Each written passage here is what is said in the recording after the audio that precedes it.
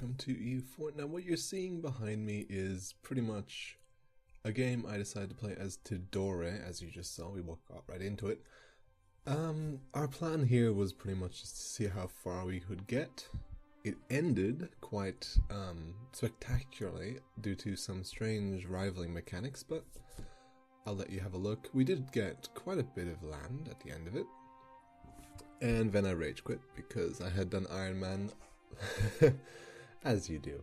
Anyway, so here we are just cleaning up our neighbor, which was our only war ever, totally, ever. Now, we had essentially the same situation that Ryoku has, where you have to do a no CB war to get into anything else, which in, I think, a few years we decided to do. We end up going against the Purple Nation. I forgot their name now, but Tiwu, I think it was. And yeah, we attacked them. I think we had Makassar helping us by any chance. No, what happened here was once we declared war, the Yellow Nation also decided to join in, which we then crushed with the help of Makassar, after which they were a bit pissed off because we promised them land, which, as you can already see, is not going to happen. So yeah, this war decided to take its place. I have made this campaign into 2 episodes. One is 20, the other one is 15 minutes long. Hope the speed's still fine. It might be a bit too fast, might be a bit too slow, but hey, we'll see what happens. And yeah, here we go. We've taken both the provinces, and from now on, we will never have alliances again. Well, until near the end, where we decide that alliances might actually be useful. But they never came in to help us, because that is just too much work, especially when we try to survive against a big nation in Asia, a very big nation. I think we're looking at them right now. Yes, there we go, and gone they go. So yeah, for some reason Ming decided to rival us. No one else. I mean, they had big, like Japan, everybody was right next to them. Yeah. I suppose our little nation was worthy of that rivaling. Maybe it was just AI being silly. But, our next target is Kutai, which is checking if we can even beat them. Turns out we can. And yeah, we'll get around to that in just a minute. I don't remember if I attacked Makassar first or Kutai. I think I was afraid that Makassar might join, like they would declare war after I declared war on Kutai, so I'm going to go after them first. And as for the Zulu, who just formed atop us, it's strange that the Zulu would form in Southeast Asia, not in Africa, but there's a second one there, I'm sure. So yeah, let's see what we do. I don't actually remember at this point. Come along now. I'm building one more troop. 2 troops, 3 troops. Yeah, we go after Makassar first. And easy as, nice and quick. Should have probably just kept those mercenaries and used them for my next war, but what can you do? What can you do? Here I realize that I've already fabricated all the claims I can, and I go Pretender. That happens a lot in this game. I don't know why, but for some reason, Pretenders were really popular. Just calling Makassar, waiting for my troops, and engaging. And I think, oh, we won, yeah. It was like extremely close. Now, can we get to the more fun part of this one, where we start taking Borneo? There were a lot of revolts because I had pretty much sworn to myself to pretty much never increase autonomy. So we had a lot of revolts. A lot of revolts. But, I mean, our inflation stayed down. We only took like 4 loans the entire game until that last war. Yeah, just seeing what we can take from our constituents. Now, when is Kutai gonna disappear? Just have a look around the map. Originally I was planning to make this a long series, but after it crashed and burns I decided that there's no reason for you to watch me to just struggle. So it's just gonna be a little bit of a fun, short little thing. Come along now. Do your war. You don't need manpower. They only have around 8,000 troops. And we get ourselves some more tech. Have a lot of money, which was very nice, mostly because of all these spice islands and trade ports and all that good stuff. Just trying to see if we can find any more friends, which, spoiler alert, we don't. Oh well, we do get Sulu, but then Sulu decides to not like us anymore very quickly.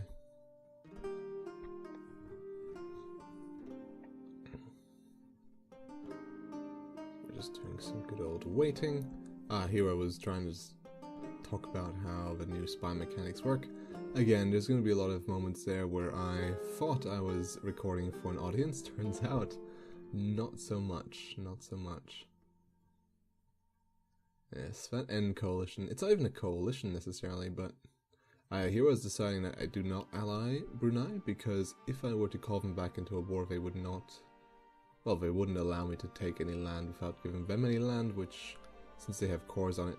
Yeah, that was annoying. I didn't know that even if you put a new... Like, even if you drop off troops, it will still rerun that counter as to, oh, do we have to fight another native uprising? So I didn't know that, and here it happens again. At this time, I'm just like, yeah, whatever. We're gonna fight them anyway. I had a really nice fleet the entire game, actually. Well, until Ming attacked, but let's not talk about Ming. Ming is truly terrible. Now, yeah, our ally is being a bit silly, but we use that opportunity to move north and just slowly squeeze them out of their own land, as you do, as you do. There we go. Now it's just a waiting game. Since we just need the war score from their capital, we don't actually need to attack their army. I think I do in the end anyhow, but I don't entirely remember. Yeah, I do attack. I really did not need to, but I felt like doing 100%. And there we go, we take some land, we take some money, and there we are. For some reason it says Tidore in Indonesia, which is slightly annoying because of reasons, but what can I do, what can I do? Alright, here we go. It is now going to be peace for a little bit of a while. We got some trade ports and so forth. As you can see, I was like concerned about my good old revolts. Decided though not to increase autonomy. Surprisingly enough, that wasn't the reason why I lost this campaign. Anyhow, here we go. I'm going to attack Brunei as soon as these cores finish. But I think I accidentally leave one of them undone, which would have been... Yeah, Brunei itself. I hadn't finished coring Brunei. Anyway, there we go. First revolts of the season. The first one's always the nicest. There we go, and now they're going to start moving up north, and they're going to attack me. As we've used this so many times, because jungle is such a good defensive terrain. Especially if it's essentially a... If you have rivers, which in jungle area you usually do, it's pretty much as if they're attacking into mountains. So it's definitely a good idea. There we go, attacking Brunei. They pretty much have no army. And gone. This war actually involved me fighting the Sulu as well, because, hey, for some reason they found it funny to ally Brunei. I found it not so funny, and as you can see I hadn't finished coring Brunei, because I'm a bit of an idiot, but whatever. Anyway, our only friends are now going to be annexed by us. Hasn't this happened already? It has indeed, and I say that is truly a good sign. But there we go. Sulu is going to be annexed. I actually forget that their army will be in my capital, so we kind of just forget about them for a little while because they can't actually siege anything. Eventually, yeah, there we go. I was eventually realizing it. And I think I just said, two, they can't actually do anything, so I'll just leave them sitting there. No, I actually went and defeated them right away. What a silly choice on my part. Could have just left them sitting there. But earlier you would have seen that Brunei, as I siege down the Sulu Islands, we fire cannonballs from one island to the other, because that's how you siege nowadays. You have your army in the central island, you have your cannons on the northern, and then you shoot. It's most fun. Anyway, we just colored in the wasteland, because hey, why not? Gives us a good look at that Tidore in Indonesia, which is slightly annoying, because I would much rather have just Tidore. What can you do? What can you do? Now, there was a choice now. Yeah, we got ourselves some allies. We got the two... Well, we got Malaysia and Indonesia, if you look at it from the modern day standpoint. But we do go for a few risky maneuvers after this. But I'm not sure if we have time for that. Oh, we do. It might happen, this one might not. There is a long stagnation period where we essentially just wait and try and keep our country under control, because we do go for a few 100%ers. Yeah, we started colonizing. We decided to colonize, well, that central island first, because, well, reasons. And then we also realized that you need to actually get some sort of population in your islands before it actually counts as a colony, so that makes these missions a lot more difficult. But the reward's still pretty good, so we ended up doing it anyway. Spread of disease, always good stuff. And yeah, Brunei is about to revolt again. I think I don't realize this. Nah, here we go. Yeah, I realized it, but I think I forgot to.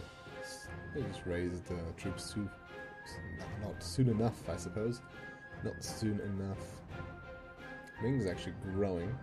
Again, for some reason they find that I am the one they feel to rival and not anyone else. But I suppose the little like one province minor is truly the biggest rival to the largest nation in Southeast Asia.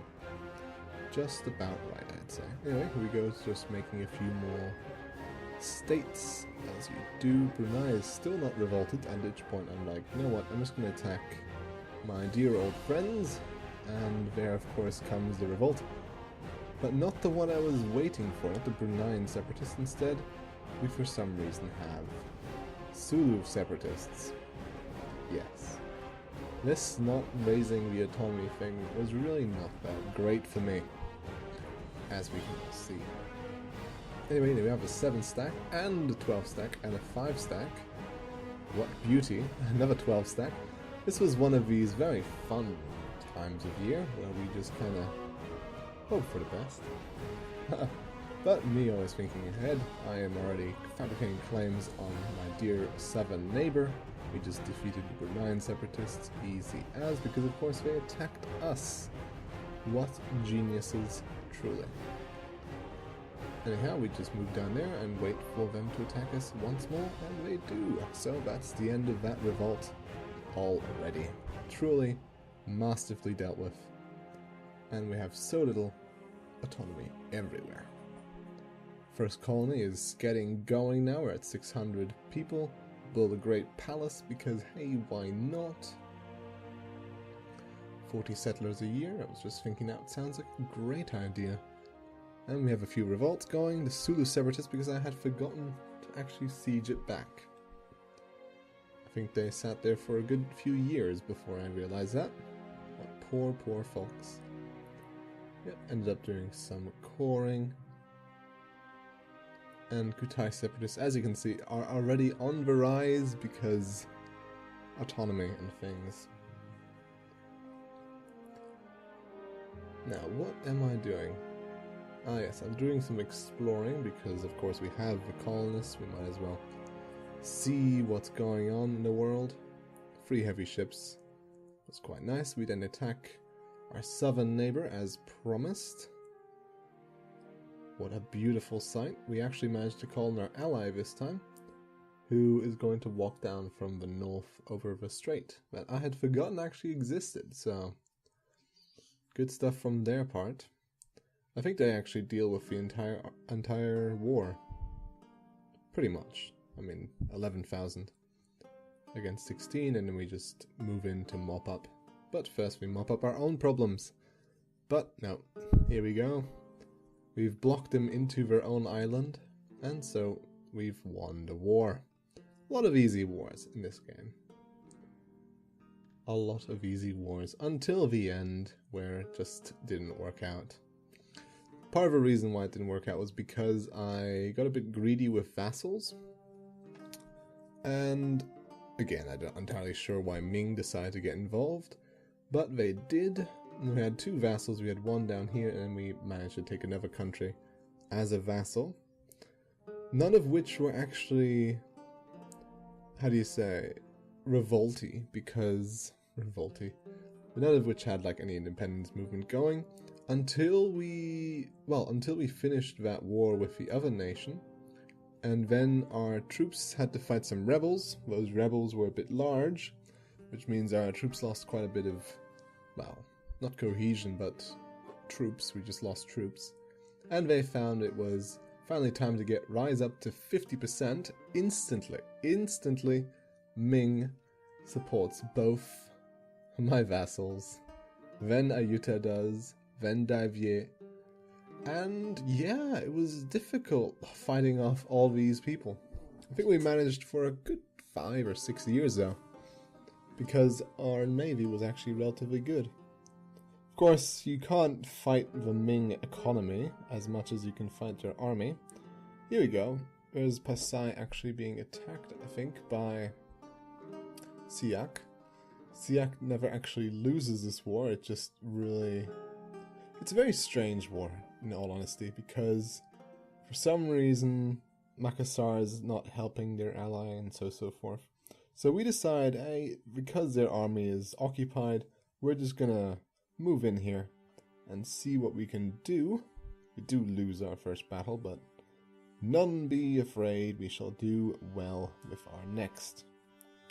Now, here we go. We essentially just do our best in sieging down what we can, with the other armies doing all the hard labor.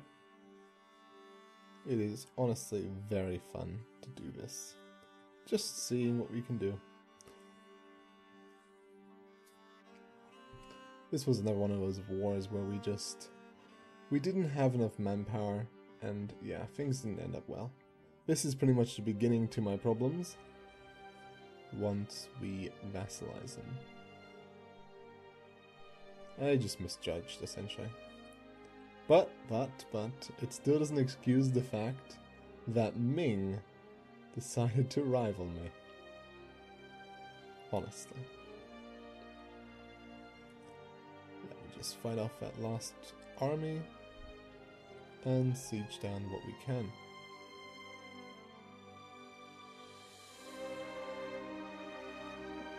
Eventually. We do have those wonderful Bali rebels down south, which is annoying to say the least, but we'll deal with them eventually. Those are actually the rebels that end up causing our trouble. It's a bit annoying. Or, I don't know, it wasn't the Bali rebels, it was a slight bit after that, but we'll see. You will see, I promise you.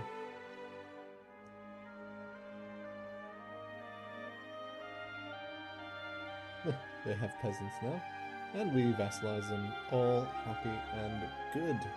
And we move down to deal with our south, which ends up being not too big of a deal either. So at the time we still had money. Well, 153 ducats. Not exactly the greatest amount of money in the world, but it is definitely there. As you can see, we're having a bit of a revolt problem up in Borneo as well. How classic of this campaign to have Borneo full of revolts. It's obviously a fact that it has the name of Indonesia on it. No other reason.